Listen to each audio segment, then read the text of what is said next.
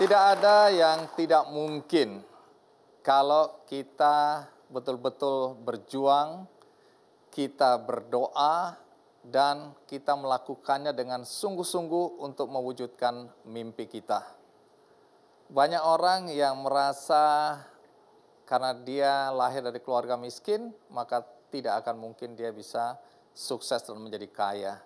Ada juga yang karena pendidikannya tidak tinggi, merasa kemudian dia tidak akan pernah berhasil. Jangan percaya dengan pernyataan-pernyataan seperti itu. Karena kita lihat Kolonel Harlan Sanders, ya, dia sudah berjuang sekian lama, jatuh bangun, pernah jadi penjual asuransi, kerja di pabrik, ban, ya, pemadam kebakaran. Tapi pada satu titik dia sukses jualan ayam goreng yang kita kenal dengan Kentucky. Pada usia berapa? Pada usia 70 tahun baru sukses.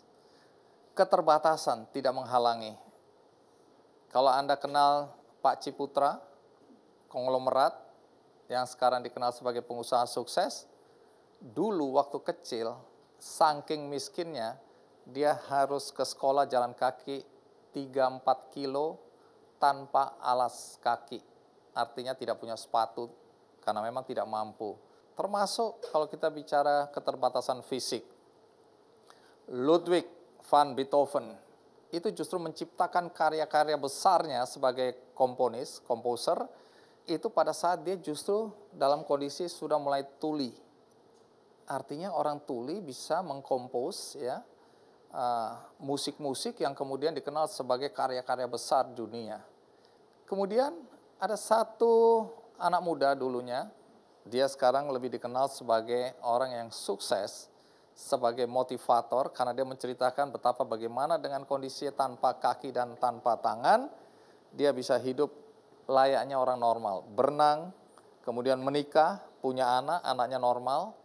Jadi cerita-cerita seperti yang dialami oleh Nick Vujicic, tapi kalau dilihat sekarang bagaimana orang mengidolakan dia, orang mendapat inspirasi besar dari dia, karena dia yakin bahwa nothing is impossible.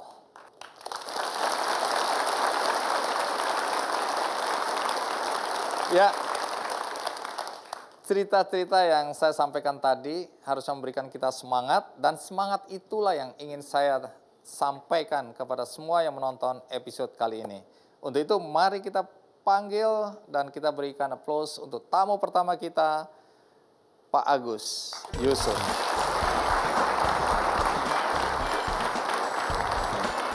Iya, Pak Agus, apa kabar? Baik, Pak. Jadi salamannya bagaimana salamannya? Oh begini, baik, iya. Terima kasih sudah hadir di acara Ki Kandi. Silakan duduk. Pak Agus Yusuf, Ya. asal dari mana? Asal dari Madiun, Pak. Wah, ini pecel ini berarti Ya. ya. Boleh tahu, Anda dengan kondisi fisik seperti ini sejak lahir atau karena kecelakaan? Mulai sejak lahir. Kalau boleh tahu, pekerjaan orang tua dulu apa ya? Buruh tani, Pak. Buruh tani. Keluarga miskin, ya. Reaksi mereka ketika melihat anak yang mereka lahirkan itu secara fisik tidak sempurna seperti sekarang ini. Awalnya dia ingin punya anak laki-laki. Nah, lantas saya lahir ini wujudnya ya semacam ini. Nah, itu orang tua, terutama ibu itu selama 3 bulan nangis terus. Nangis terus? Iya. Lantas dari pihak kecamatan, kalau dulu kan onderan gitu ya, Pak. Iya. Sama Kapolsek datang untuk dibawa ke Solo. Ya alhamdulillah keadaan orang tua walaupun kayak apa, ini tetap anakku, ini saya didik untuk sebaik mungkin. Jadi itu, Anda tetap diterima ya? Iya, diterima.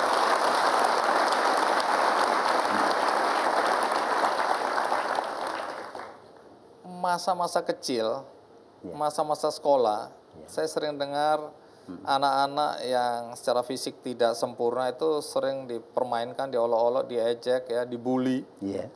Anda mengalami itu atau tidak? Alhamdulillah saya tidak mengalami hal itu, bahkan teman-teman itu banyak yang senang dan suka pada saya. Wow, keren, keren. Iya. Menurut Anda kira-kira apa? Karena Anda lucu atau suka neraktir atau? Ya, kalau ngelatirnya sih enggak, karena itu saya orangnya mungkin agak supel, terus bisa ngikuti orang ini gimana gitu loh. Kita bisa Kalau ngikuti. anak-anak main bola Anda ikut nggak? Ya sering, bahkan saya sering keceklok itu, kaki saya sampai yang ini sering ya keceklok jatuh itu. Oh, jadi Anda main bola juga? Iya, masih kecilnya. Dengan satu kaki? Iya, satu kaki.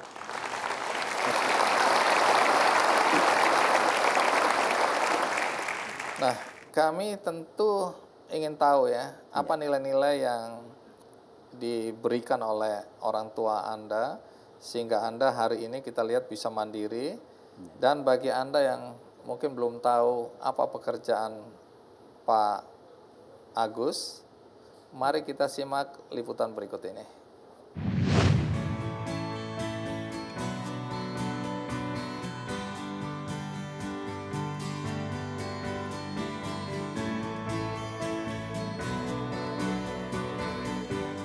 Berhasil mewujudkan impian masa kecil adalah anugerah yang tak terhingga nilainya. Perlu kerja keras dan ketekunan dalam setiap langkah yang dilalui. Inilah yang telah dijalani oleh Agus Yusuf menjadi seorang pelukis yang telah ia cita-citakan sejak kecil. Perjuangannya tidaklah mudah. Agus terlahir dengan kondisi tanpa tangan dan hanya memiliki satu kaki. Namun, keterbatasan fisik tidak menghalanginya untuk tekun berlatih. Mengandalkan mulut dan kakinya, Agus Yusuf mampu menciptakan karya lukisan yang indah.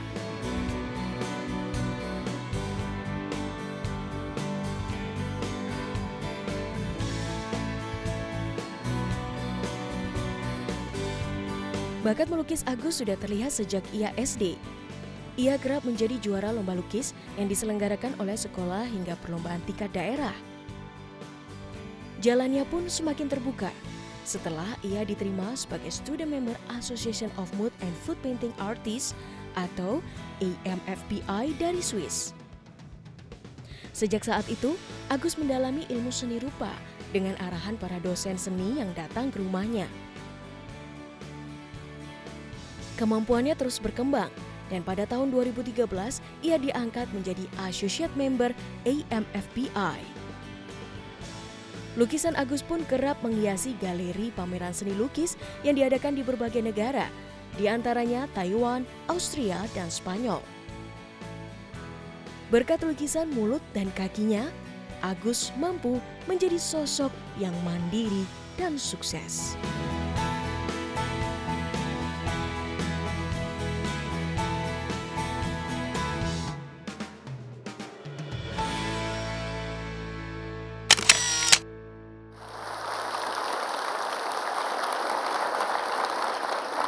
Baik, kalau kita lihat liputan tadi, kehidupan Anda tampaknya normal-normal aja ya. Iya, Pak.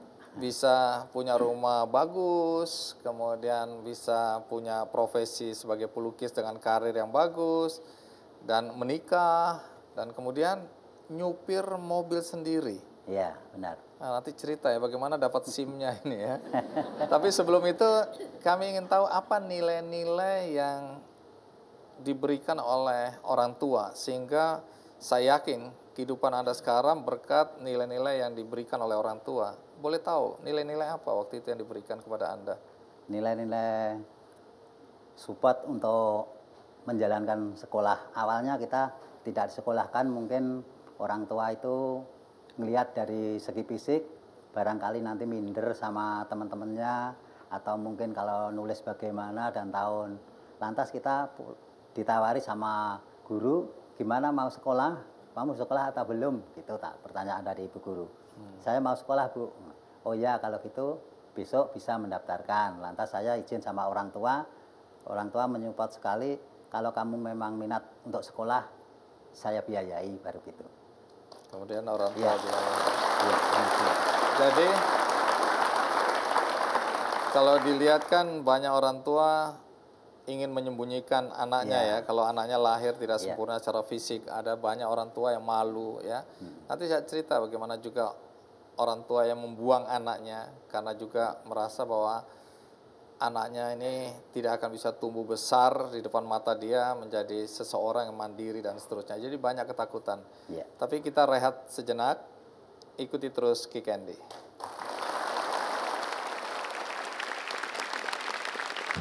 Anda ini punya SIM atau tidak ya? Punya, Pak. SIM legal atau ilegal?